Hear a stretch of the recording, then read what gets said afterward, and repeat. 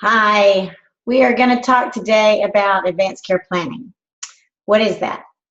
Advanced care planning is making plans, ideally in advance of a crisis or the unexpected, about what kind of health care you would want under different circumstances. It is basically scenario planning. You don't know what's going to happen. You don't know if you're going to have a stroke. You don't know if you're going to get hit by a car. You don't know if you're going to have horrible diagnosis. You don't know. So again, this is ideally done long before any of those things happen, and you gather your loved ones around and you just start talking about different scenarios.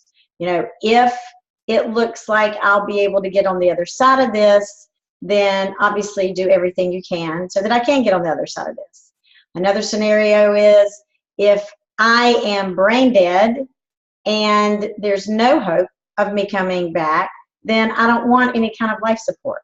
So those are the two extremes, and then there's all kinds of things that can happen in between those two extremes. So just discuss some of the possible circumstances and help your family and your loved ones have a sense of what your values are, so that if the day comes that you cannot speak for yourself, then they have a sense of your values. And I'll just give you one quick example. Some of you may have heard me mention this before. There was a married couple. The gentleman was actually a funeral director. And we are having lunch at an event, and he mentioned that he wanted to be cremated. And his wife said, well, that's not going to happen on my watch. And I asked him, who is your healthcare power of attorney? The person that's going to direct his care if the day comes that he could not speak for himself. And he said his wife was his healthcare power of attorney. And I looked at him and I said, sounds to me like you need to pick another healthcare power of attorney, because she's not going to honor your wishes.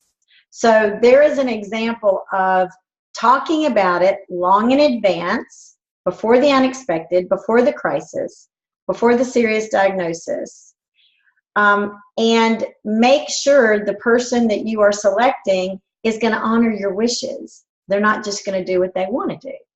Okay? So there's a couple of things you need to do. You need to decide who you want that person to be.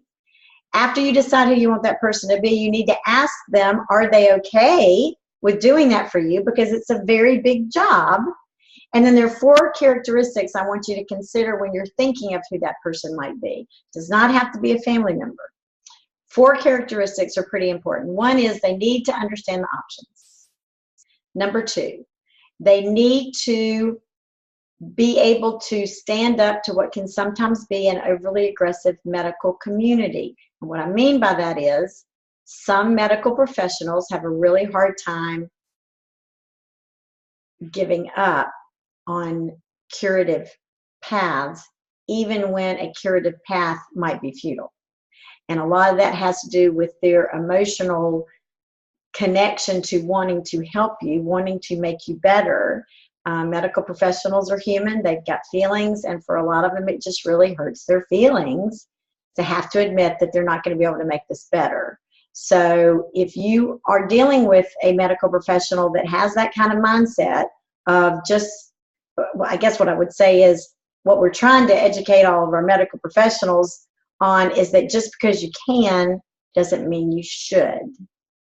And by choosing not to go after a futile curative path, that doesn't mean you failed. That doesn't mean you gave up on the patient or the family. It's just, this is where we are with this particular person in their situation, and it doesn't look like there is going to be a good outcome here. So when you reach that point, that's just the reality of life, and it's okay. So getting back to your healthcare agent, they need to understand the options. They need to be able to stand up to what can sometimes be an overly aggressive medical community.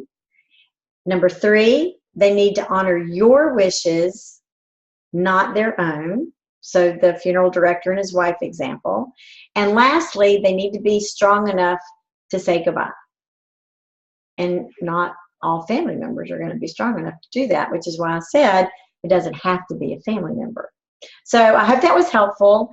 I've got a link right below here for you to ask me any questions, or let's do an email or let's jump on the phone and talk about it. If you have any questions at all, I'd also love to come speak to your association or your conference or whatever you have going on in your community, if you feel like education about advanced care planning would be helpful for your group. So just contact me. I'd love to do it. All right. Thanks so much, and we'll see you soon.